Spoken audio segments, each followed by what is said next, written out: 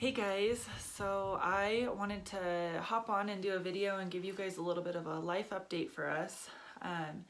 It's been a while since we did a vlog and a lot's been going on. So for the first update I want to give is that as you know, our house sold. Everything is still going really smoothly with that, and we have found somewhere else to live once we're out of here. So we close on October 5th. So we'll probably pack up the 3rd or the 4th, somewhere in there, and have everything out of here and sign and move on. We are buying a single wide trailer. We're just gonna pay cash for it, and we won't have a mortgage anymore, and then we'll be able to just work really hard on paying our debt off. So that's kind of where we're at with that. Everything again is moving smoothly with selling the house, and not a whole lot to report other than we have found somewhere to live. I wanted to give a really quick update on my headaches. Thank you for those of you who ask me about them and check in and have given me ideas of trying to help with my head. I had a pretty severe headache for 2 weeks straight, still going now. And Paul finally told me, you need to go to the doctor and have it checked out. So I went 2 days ago, and I had an x-ray done of my neck. And your neck is supposed to be kind of curved like that. I don't know, the light is really harsh, but you can see, there's supposed to be like a natural curve. Your spine is supposed to have natural curve, My neck is totally straight, and my doctor thinks that I have a muscle spasm that's causing that. So basically she said, just on the more natural side of things, to start with like massage and chiropractic work and see if that helps. I was seeing a chiropractor for my neck because the pain, the discomfort started a while ago. It's well before this 2-week headache, and I was seeing a chiropractor and it was not helping. It wasn't doing anything, and I think I was going twice a week for a pretty good amount of time. And so I'm gonna go ahead and try that again and maybe get some massage done to see if maybe that will help.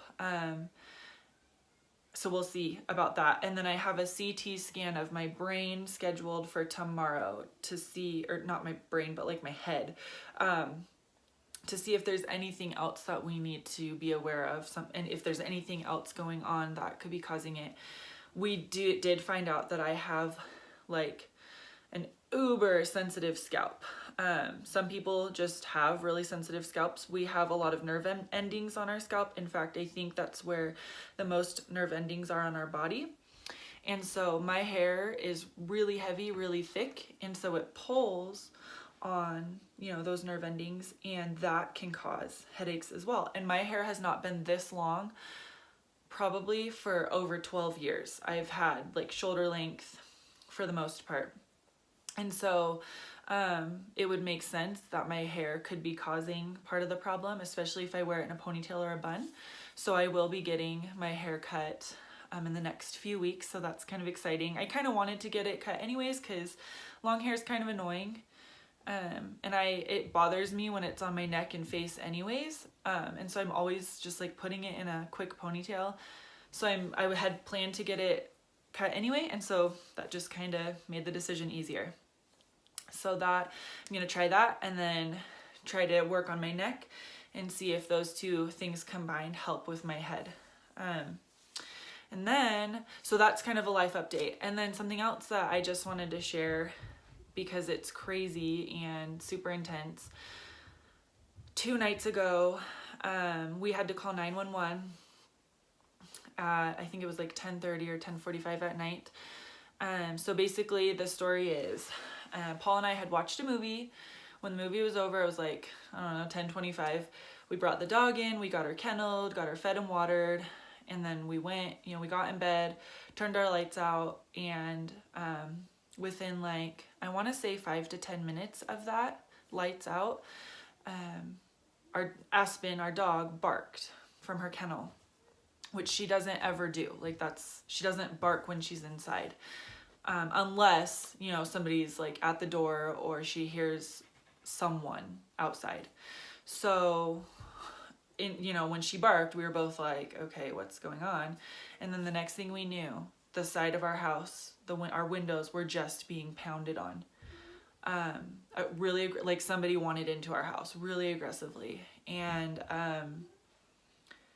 it was the single most scary moment I think that I have ever experienced. My adrenaline and Paul, both of us, I mean, it was just like instant adrenaline and like panic. It was terrifying. So I don't even know how long, just banging on our windows. So, the first thing I sat up and I said, Paul, grab your gun. So he grabbed a shotgun, I grabbed my phone, and I got down on the floor because we didn't know if whoever it was had a gun, whatever. So I got on the floor and I called 911, and Paul was getting his shotgun ready. We weren't going down without a fight, I'll tell you that much. I called 911, and, through that, I just kept saying, I need to know my kids are okay. I need to leave my room and get to my kids, get the police officers here fast while this banging is still going on. I'm so thankful for our police. They got here so fast. It was just like, it seems like within a minute they were here. And so, the 911 dispatcher told me, okay, they're there. The next knock you hear is going to be a police officer. Go check on your kids. You're okay to, leave your room. And the kids were fine. I'm so thankful. They didn't wake up at all. They were totally fine. They didn't hear anything. So they remained asleep and they were okay. And so the police officers came to our door, and, it ended up being somebody that we know. I'm not going to share who that is, but it ended up being somebody that we know. We have no idea why they showed up at our house, why they were banging on our windows, why they were trying to get into our house. This person was arrested in our driveway, and, it's like 10:45, 11 o'clock at night. We live in a quiet neighborhood. I think if I remember correctly, there were 5 police cars outside of our house, an ambulance, and a fire truck. So this quiet little neighborhood, and like, we're not, other than our kids playing outside, we're a quiet family within our neighborhood. All of a sudden, all this craziness is going on in our driveway. And the person that was getting arrested did not submit to the police. It was a battle, and they ended up, having to use pepper spray, and it was a battle, and a lot of screaming and yelling and a lot of loud. So it was just a lot of noise in our driveway. So, thankfully everything wound down and everybody's okay. That person is, in jail or whatever's going on there. But it was so scary to just have that banging and not know who or what. And your first thought as a parent is, my kids, are my kids okay? So I'm thankful that everything ended the way it did, as far as no one was hurt, and, nothing horrendous came of it, other than it was terrifying. So basically, we don't know what's going on with that person. We still have no idea why they showed up at our house. We don't know any information. But the aftermath of it is that it affected me a lot more than I thought that night. It like impacted me in a really deep way. And I don't know, I'd have to ask my parents. I don't know if there's something in my childhood similar that this triggered that emotional reaction. But yesterday, my kids were playing outside, and they started kind of like hitting the window, and they were just playing, and it like triggered an emotional reaction in me. It scared me, it jolted me. And then last night, our kids started their Awana program, and we were coming home, and the second we pulled into our neighborhood, this fear came over me. Like, I was afraid to go home. It was dark outside, and it didn't affect me during the day. I was fine during the day, other than that pounding on the window. But I was afraid to go home when it was dark. And like, as we got closer to the house, that fear, it like grew in me. And so I just really struggled. Even last night we got inside and I was like locking all the windows and doors and shutting curtains, and just, there was just like a fear. And then even just today, I was in the bathroom and one of the kids started pounding on the door, and that like completely triggered me. So something in me emotionally was triggered by what happened a couple nights ago. And so that's something that I need to deal with and figure out, and, you know, just ask the Lord to remove that fear from me. So that's something we're going to have to work through. But gosh, I hope that no one ever has to experience that, because just hearing that noise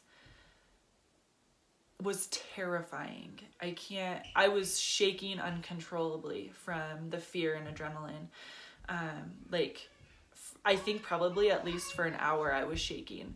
And I'm so thankful for our police officers and how quickly they got here, and they were calm the whole time and just talked to us. And, you know, it was just a really overwhelming thing to go through. So anyways, just thought I'd share that little story, and just ask for prayer for, you know, our family and kind of the aftermath of that and the fear that it kind of brought up in me. I don't know. And just continued prayer for healing of my head, because hopefully with now knowing that my neck is an issue, we'll be able to start solving that problem. And continued prayer that everything continues to move smoothly with our house and goes really well.